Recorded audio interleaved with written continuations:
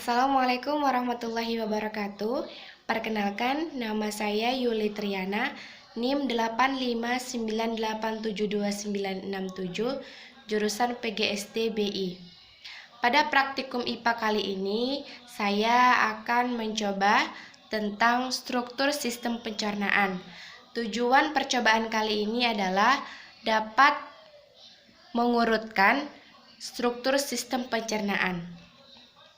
Nah, alat dan bahan yang saya butuhkan pada saat membuat percobaan ini adalah alat tulis dan gambar sistem pencernaan yang saya gambar sendiri. Sebagaimana kita ketahui, makanan yang telah kita makan akan melalui proses pencernaan di dalam tubuh manusia, mulai dari mulut, melewati esofagus atau kerongkongan, lalu masuk ke lambung, ke usus halus, ke usus besar, dan terakhir ke anus. Nah, pada setiap organ pencernaan yang ada, terdapat sistem pencernaan yang berbeda, baik itu sistem pencernaan mekanik dan sistem pencernaan kimiawi.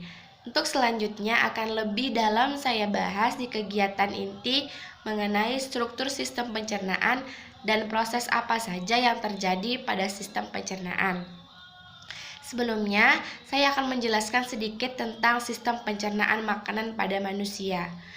Setiap makhluk hidup membutuhkan makan, dan makan adalah salah satu ciri dari makhluk hidup. Sejatinya, ketika kita makan, ada yang masuk ke mulut dan pasti ada yang dibuang. Nah, dalam perut kita terjadilah namanya proses pencernaan makanan. Makanan tersebut dicerna, diolah mulai dari bentuk yang kasar sampai bentuk yang halus, bentuk yang kecil sampai terakhir berubah menjadi gas atau feses. Baiklah, ini adalah struktur sistem organ pencernaan pada manusia yang telah saya gambar. Pertama, saya akan menjelaskan mulai dari mulut. Nah, mulut adalah organ pertama pada sistem pencernaan, di mana dalam mulut di sini terjadi sistem pencernaan mekanik dan kimiawi, yang mana makanan dikunyah oleh gigi dibantu dengan air liur agar lebih lumat. Selanjutnya, makanan yang dari mulut akan melewati esofagus atau kerongkongan. Nah, di dalam esofagus atau kerongkongan ini terjadi gerakan peristaltik, yaitu gerakan mendorong makanan agar sampai ke lambung. Jadi, esofagus di sini berfungsi sebagai saluran penghubung antara mulut dengan lambung. Di dalam esofagus tidak terjadi proses pencernaan secara mekanik ataupun kimiawi. Selanjutnya pada lambung. Nah, di lambung ini terjadi proses pencernaan secara kimiawi dan mekanik.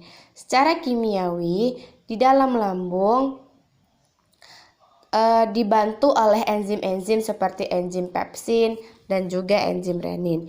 Enzim pepsin berfungsi untuk memecah protein diubah menjadi asam amino, dan enzim renin memecah protein dalam susu menjadi peptida agar bisa diuraikan oleh pepsin.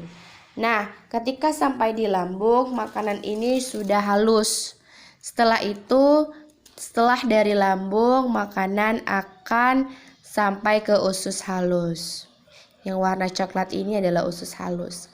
Nah, di dalam usus halus terbagi atas 3 jenis. Ada di usus 12 jari atau usus duodenum, usus kosong jejunum, dan usus penyerapan ileum. Nah, di dalam usus halus ini terjadi penyerapan sari-sari makanan.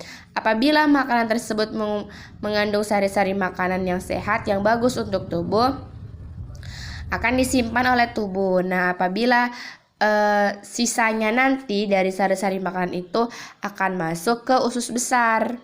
Ini dia yang warna hijau adalah usus besar. Dalam usus besar ini makanan akan dibusukkan. Sisa-sisa makanan tadi dari usus halus akan dibusukkan di usus besar.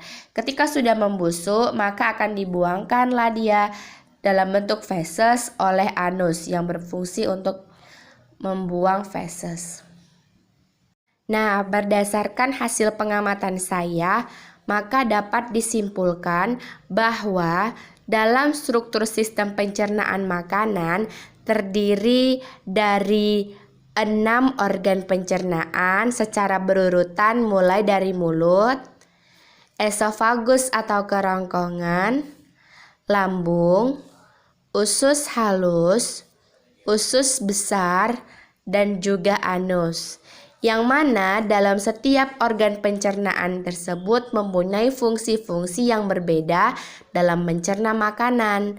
Dan setiap organ pencernaan ini dibantu oleh enzim-enzim yang dihasilkan oleh tubuh agar pencernaan makanan dapat berjalan dengan baik. Mengenai enzim-enzim yang ada di dalam proses pencernaan makanan, terdapat pada organ mulut. Di mulut terjadi proses mekanik secara kimiawi. Jika secara mekanik, proses pencernaannya dibantu oleh gigi, sedangkan kimiawinya dibantu oleh enzim.